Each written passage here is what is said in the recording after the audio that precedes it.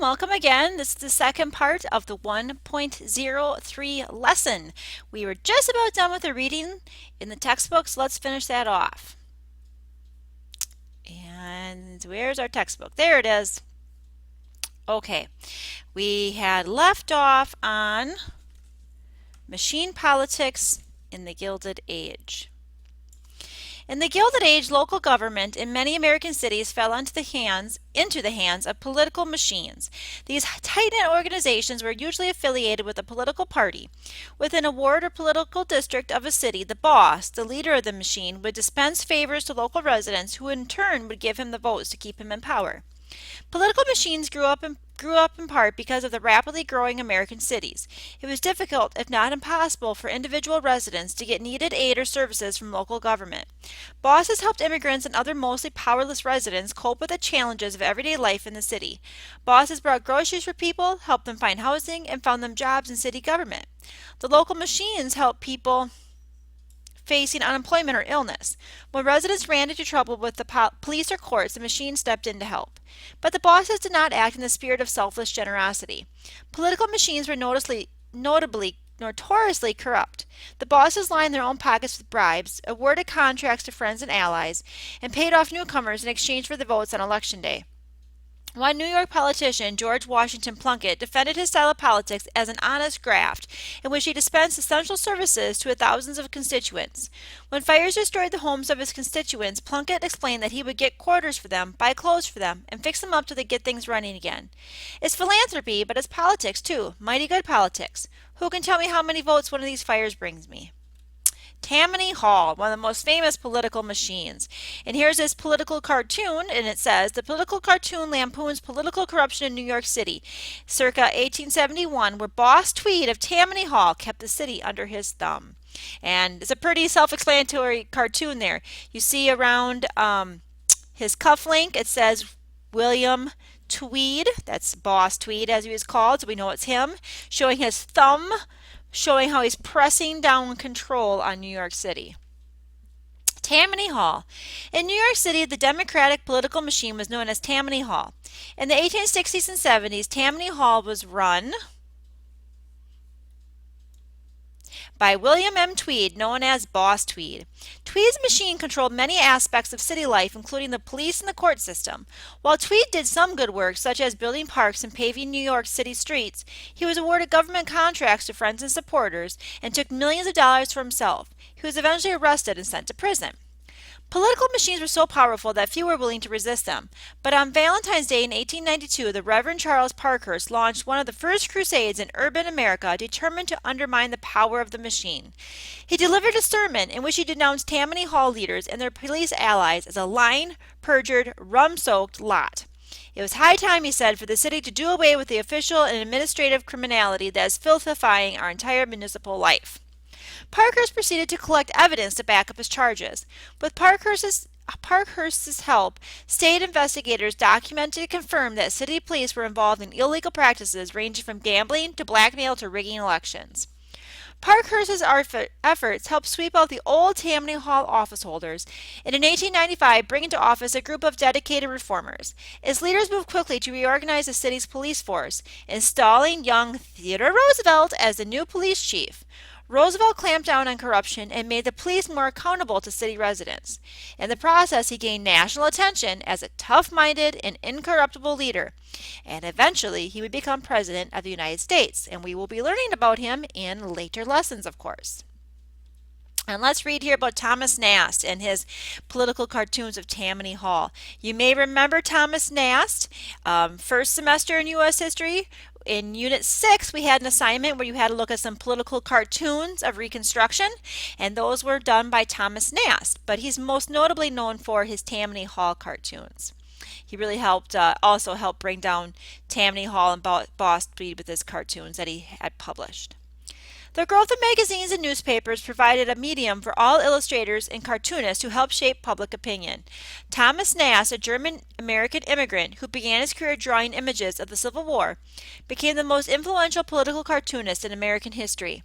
Drawing for Harper's Weekly, Nast was instrumental in bringing down Tammany Hall.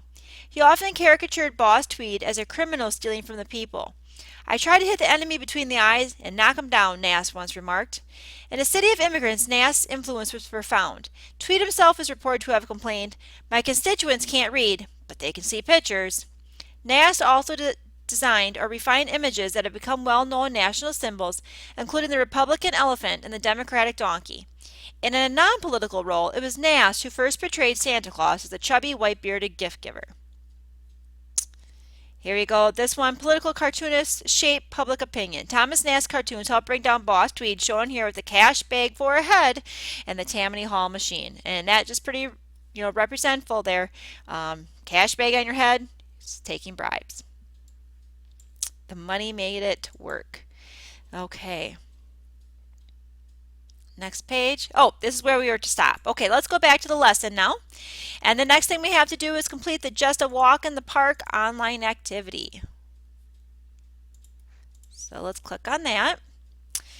Around the turn of the 20th century, the amusement park, an inexpensive form of entertainment, became increasingly popular. Over 20 million people went to Coney Island in 1909. On Coney Island, working-class people visited theaters, bars, and restaurants and gathered for beachside picnics in summertime.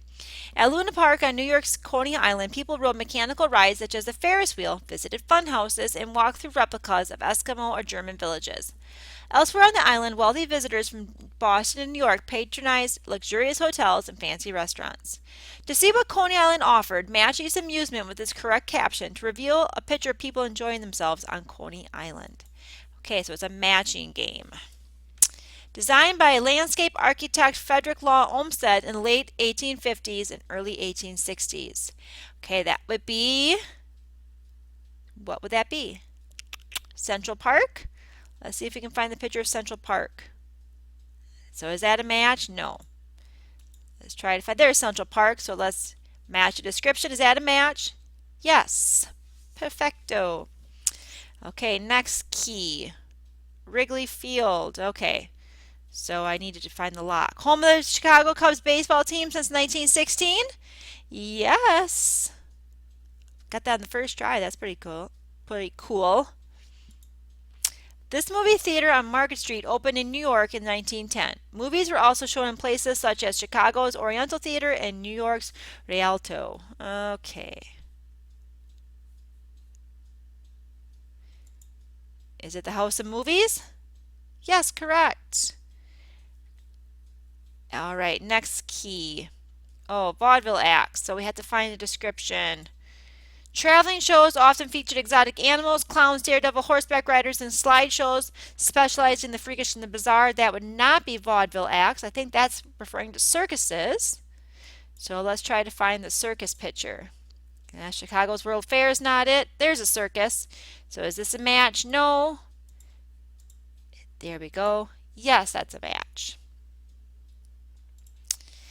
T.M. Harton of Pittsburgh created several roller coasters for this amusement park in the early 1900s.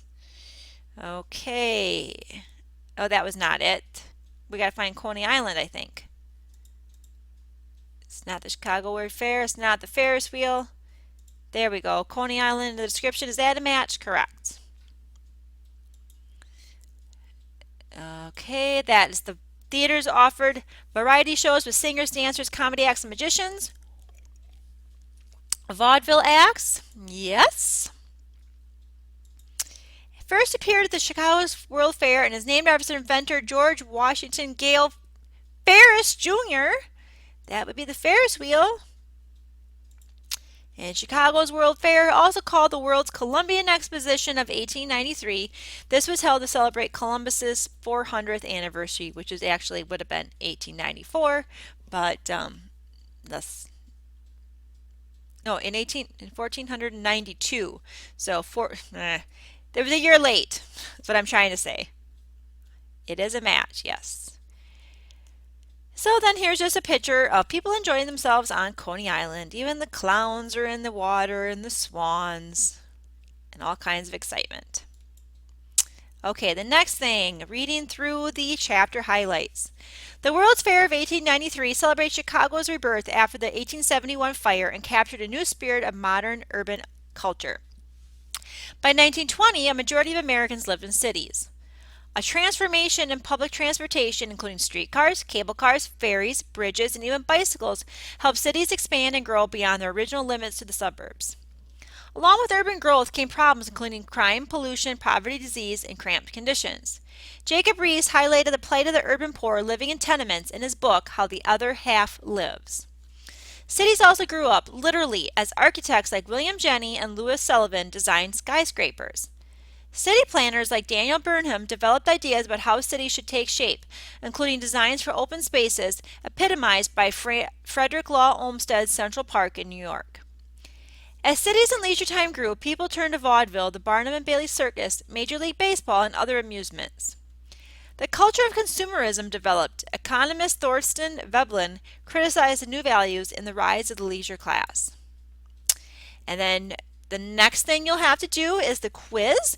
Before you take the quiz, don't forget to review the 1.02 and the 1.03 lessons. Go through your reading guides, reacquaint yourself with the readings from that lesson, and then take the 1.03 quiz. Good luck!